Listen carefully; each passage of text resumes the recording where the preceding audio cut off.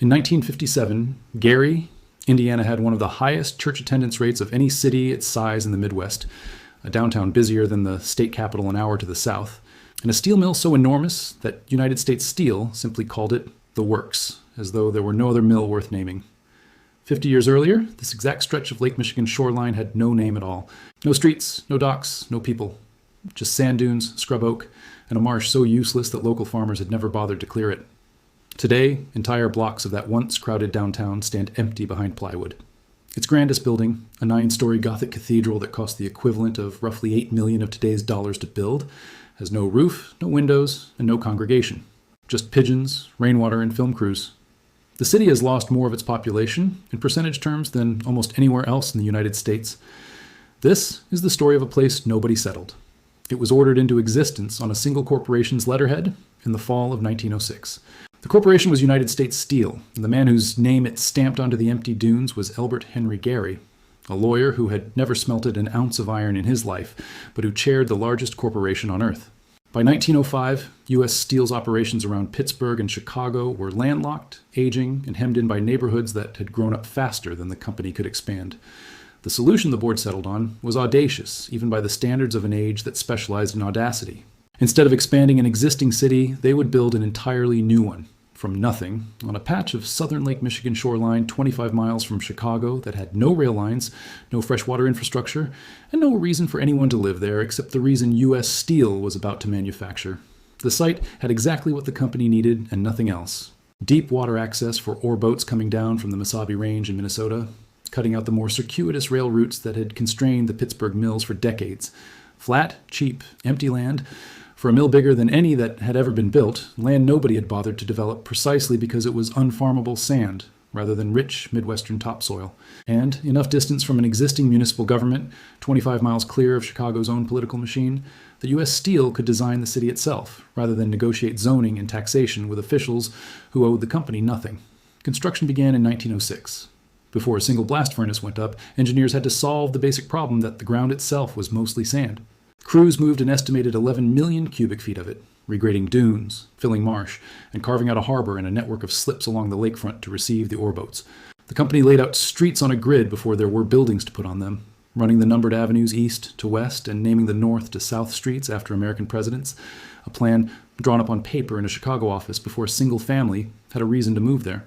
It built worker housing, a hotel, a bank, and something called the Gary Land Company, a subsidiary whose entire purpose was managing the sale and development of house lots in the town, springing up around its own mill. In effect, U.S. Steel was landlord, employer, urban planner, and municipal benefactor all at once, a level of corporate control over daily civic life that few American cities before or since have ever matched. On June 23, 1908, the first shipment of iron ore was unloaded at the new Gary Works. The plant that received it would go on to become, for a significant stretch of the 20th century, the largest integrated steel mill on the planet, and it remains today the largest such mill in North America. The city had existed, in any legally incorporated sense, for less than 2 years. What happened next was recruitment on an industrial scale.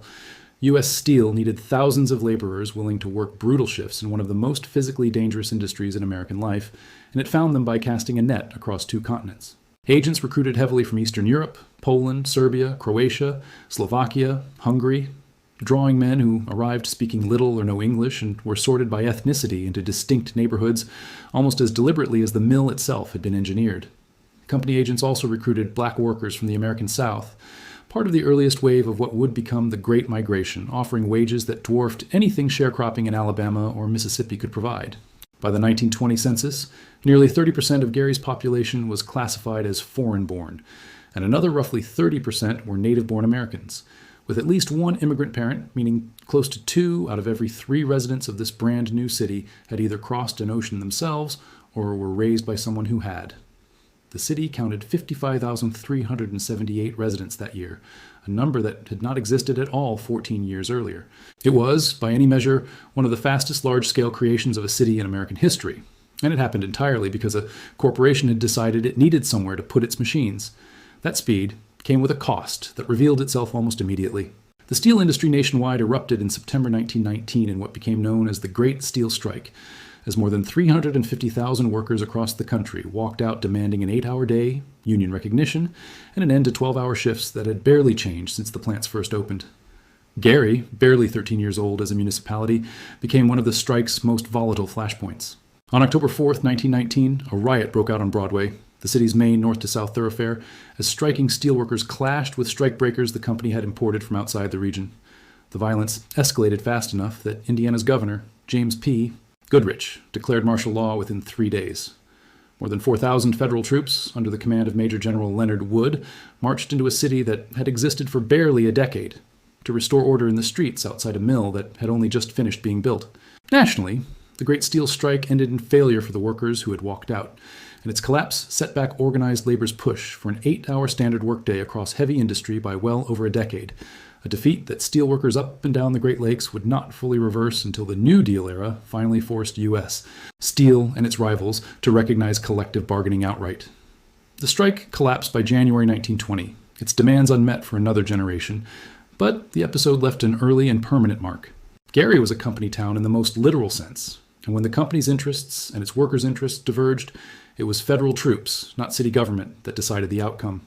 That contradiction, a town built for its workers that could not always be trusted to protect them, would keep resurfacing over the following decades. But for now, the city simply kept growing, absorbing wave after wave of new arrivals into neighborhoods that formed almost block by block along ethnic lines. Polish families clustered around their own parishes and social halls. Serbian and Croatian workers built their own churches within a few streets of one another. Slovak and Hungarian families filled in the gaps between them, and black families, arriving from Mississippi, Alabama, and Georgia in a steady stream that would later be recognized as the leading edge of the Great Migration, settled into the neighborhoods nearest the mill gates, closest to the noise, the smoke, and the work. It was a company town built almost entirely by people who had never met each other before arriving, sorted by you. Steel's hiring practices and their own instinct to settle near people who spoke the same language, and somehow, out of that arrangement, an actual community took root. The work itself never stopped being dangerous.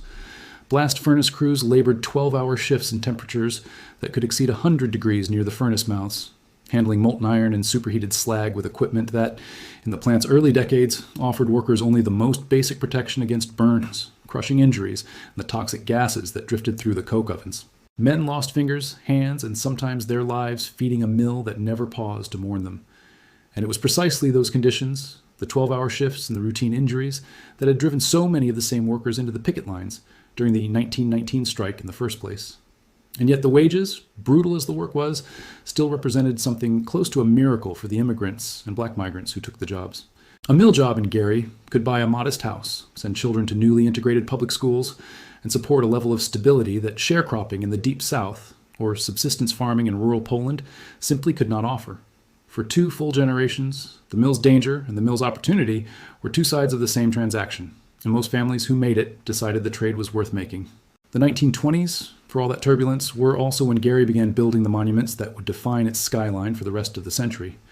Elbert Gary's own philanthropic instincts, along with U.S. Steel's broader interest in a stable, contented workforce, funded parks, hospitals, a YMCA, a YWCA, and a string of churches across the growing city. The most ambitious of these arrived in 1925, when a Methodist pastor named William Grant Seaman, who had spent a decade ministering to a rough patch of downtown thick with taverns and brothels, convinced U.S. Steel to fund half the cost of an enormous new church. Construction took 21 months and cost roughly $800,000, the equivalent today of well over $8 million. What went up on 6th Avenue was not a modest sanctuary. It was a 9-story Gothic revival complex built from Indiana limestone, with a soaring sanctuary, an adjoining 1,000-seat theater called Seaman Hall, corporate offices, a gymnasium, a Sunday school wing, and a dining hall. All of it designed by a Chicago architectural firm to look deliberately like something transplanted from an English cathedral town. By 1927, the church counted 1,700 members, and unusually for its era, it welcomed congregants of any race, a genuinely progressive stance for a Midwestern institution in the segregated 1920s. Keep that building in mind, it will come back. Gary kept growing through the boom years that followed. By 1930, more than 100,000 people called the city home, a population that had appeared, essentially from nothing, in under a quarter century. The Depression slowed but never reversed the growth, since steel demand held up better than many other industries and New Deal era. Public Works kept the mill's furnaces at least partially fed. World War II then supercharged everything.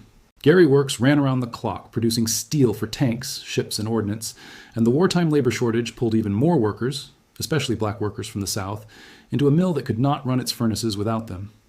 In 1945, in the middle of that wartime labor push, Gary became the first city in the Midwest, and one of the first anywhere in the United States, to fully integrate its public school system. A genuinely progressive milestone for a company town built, quite literally, on a foundation of ethnic and racial division by neighborhood. By the 1950s, City Methodist Church had grown into the largest Methodist congregation in the entire Midwest, with membership surpassing 3,000 people crowding into Seaman Hall for services and community events. Downtown Broadway, lined with department stores, movie theaters, and the low rumble of streetcars, was, by every account, one of the busiest commercial strips in northern Indiana. And Gary Works itself was approaching its all-time peak, employing close to 30,000 men by the early 1970s, a workforce larger than the entire population of most American towns. The 1960 census caught the city at its absolute high watermark. Gary counted 178,320 residents that year, making it the 70th largest city in the United States, bigger than Salt Lake City, bigger than Little Rock, built in barely half a century on sand that nobody had wanted. It was in this Gary, a city near its peak, but already beginning to feel the first tremors of change, that Richard Gordon Hatcher, a 34-year-old attorney and city council president, decided to run for mayor in 1967. Hatcher ran against the entrenched, mostly white Democratic machine that had controlled Gary's politics since its founding, campaigning under the slogan New Freedom and openly attacking what he called the city's plantation politics.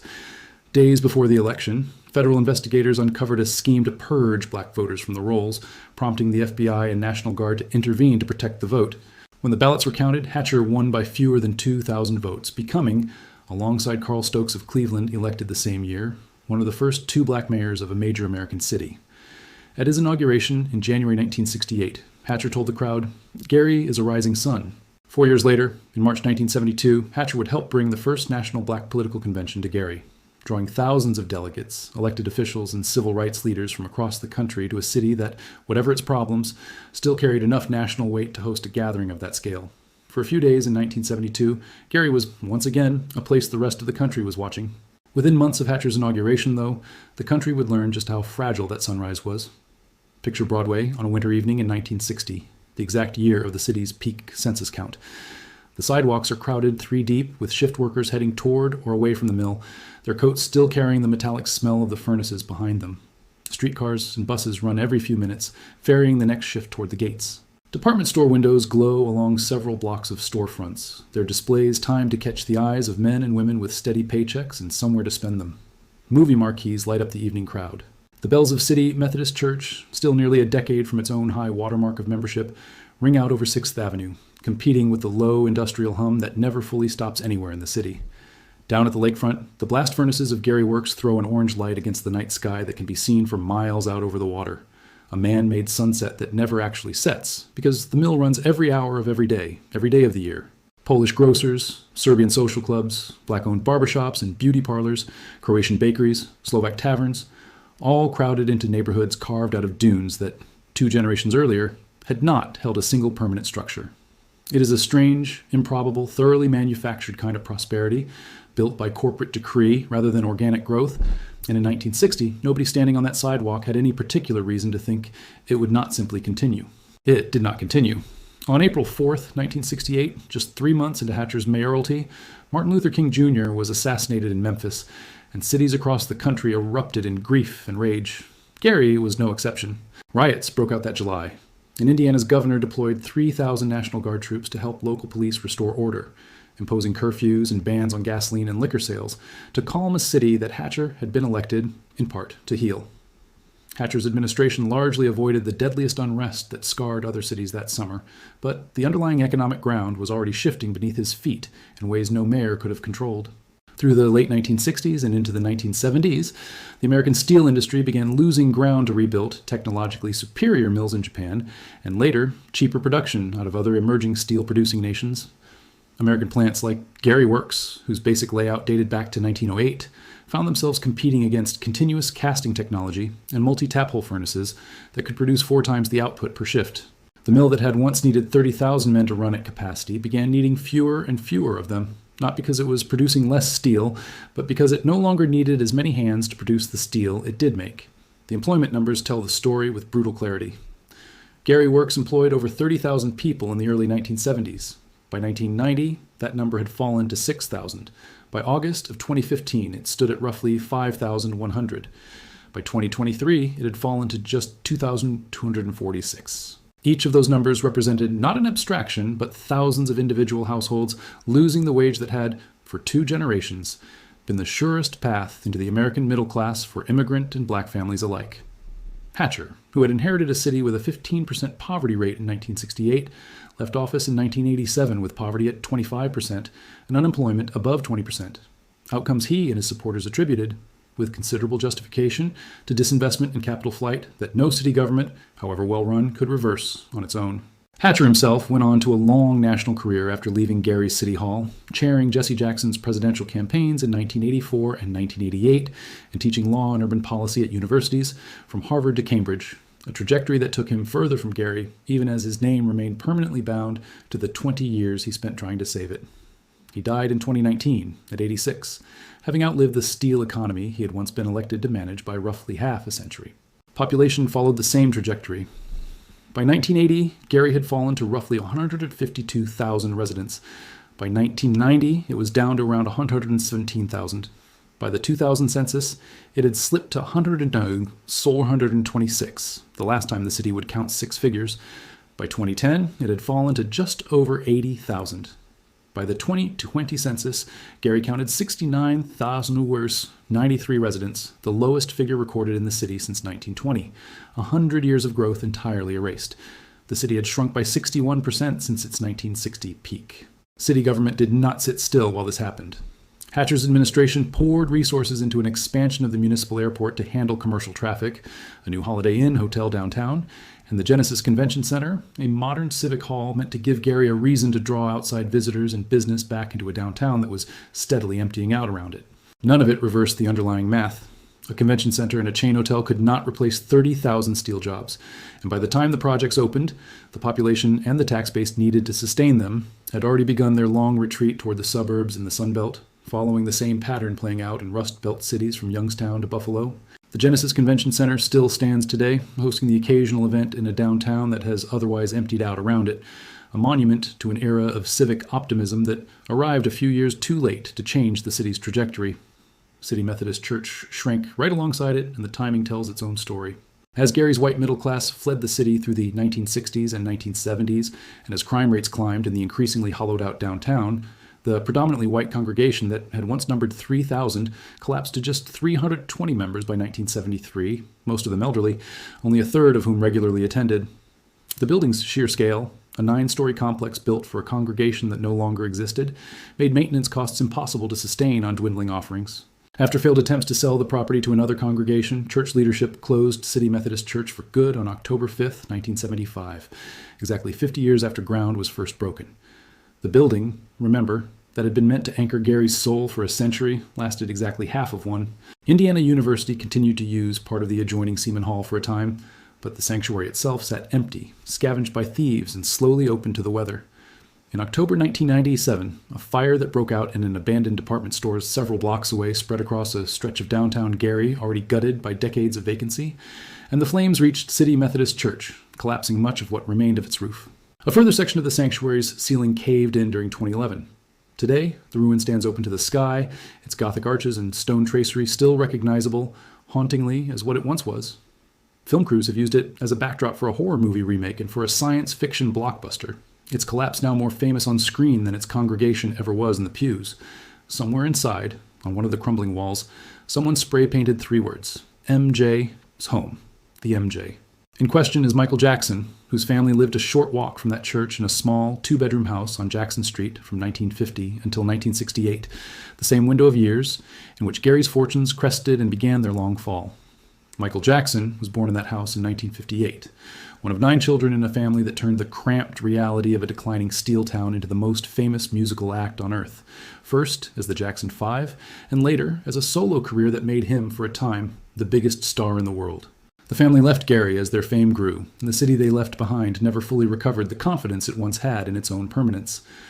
Talk of a Michael Jackson museum, a performing arts center, a proper civic memorial to the city's most famous export, has circulated for years, and little of it has ever been fully built.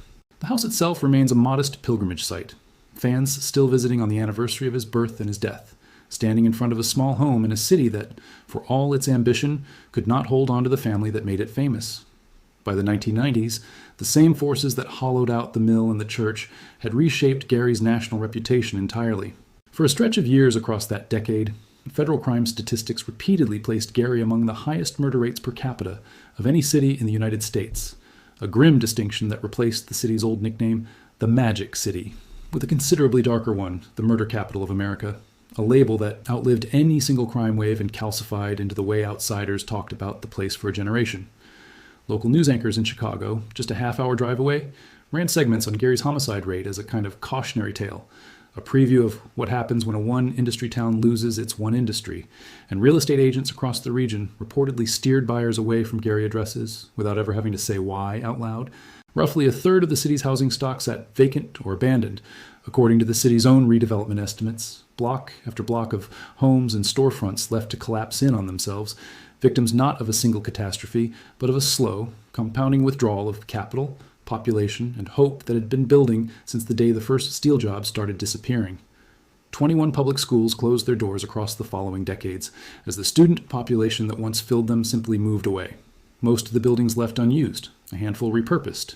Many simply left to decay alongside the church and the mill that had built the city around them in the first place.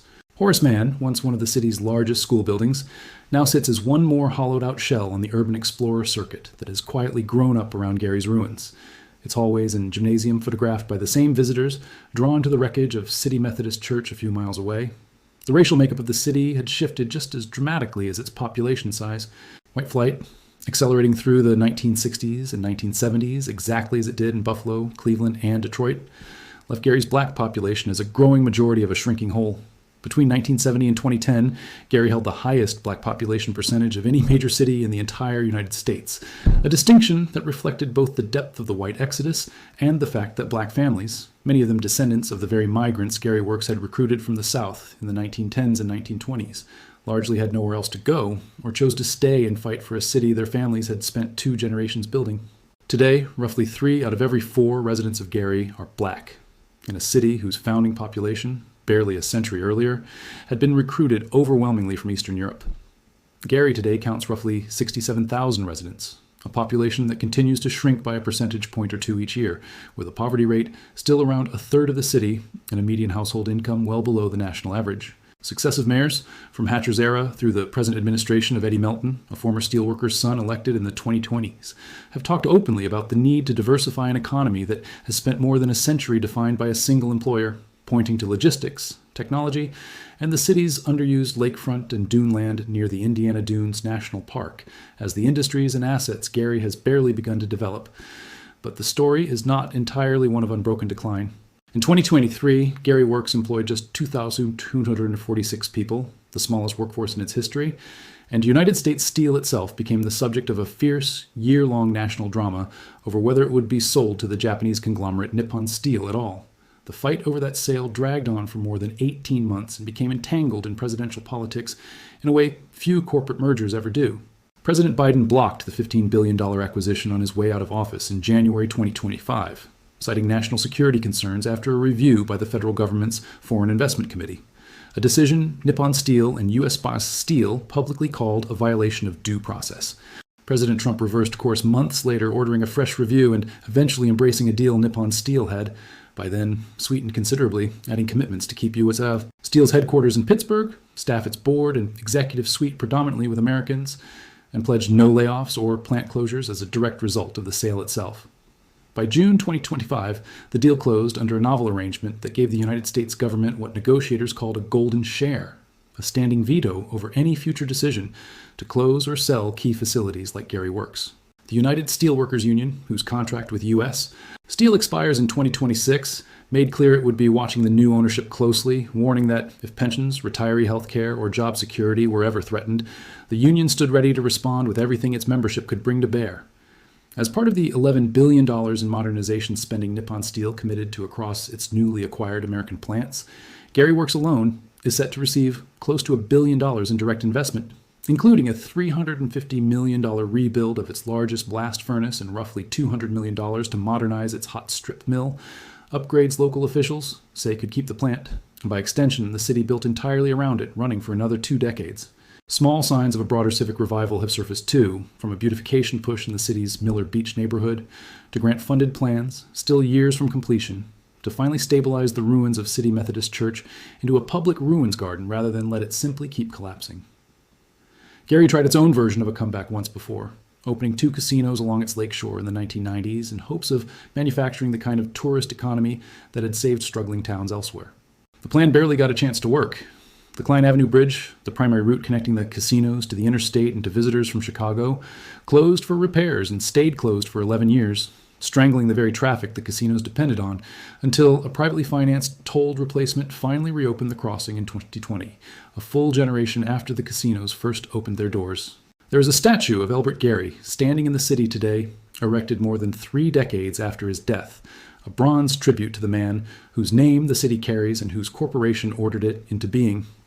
It draws little attention from anyone besides local historians. A few miles away, the modest house where the Jackson family lived draws visitors from around the world every year, flowers and letters still left at its front steps decades after Michael Jackson's death. 2 memorials to 2 very different kinds of men, standing a short drive apart in a city built by one and made famous, however unintentionally, by the other. It says something about how Gary is remembered now that so few people outside the city could name Elbert Gary at all, while nearly everyone on earth can hum a song written by a boy raised a few blocks from the ruins of the church his employer's company once built. Walk down Broadway today, and the contrast is impossible to miss. Boarded storefronts sit beside the occasional freshly painted mural. A well-kept house stands next to a lot where one collapsed years ago and was never rebuilt. Past the roofless arches of City Methodist Church, past the empty lot where the Goldblatt's department store burned in 1997, past Horace Mann's darkened windows, the street still runs, the way it has run since the day it was drawn onto a map before it had a single building on it. And at the northern end of that street, past all the empty blocks, the blast furnaces of Gary Works still glow against the night sky over Lake Michigan, the same man-made sunset that lit up Broadway in 1960, now running on a fraction of the workforce, and owned, as of last year, by a company on the other side of the planet from the sand dunes it was built on. Gary was never supposed to exist in the way that older American cities exist, gradually, unevenly, shaped by geography and centuries of accident. It was drafted onto empty land by a corporation that needed somewhere to put its furnaces. And for exactly as long as that corporation needed Gary, Gary thrived, harder and faster and stranger than almost anywhere else in the country. The furnaces are still burning tonight, rebuilt now with foreign money and an American government veto standing quietly behind it. Whether the city built entirely around their heat can finally outlast the reasons it was built at all is still, more than a century later, an open question nobody standing on those empty dunes in 1906 thought to ask.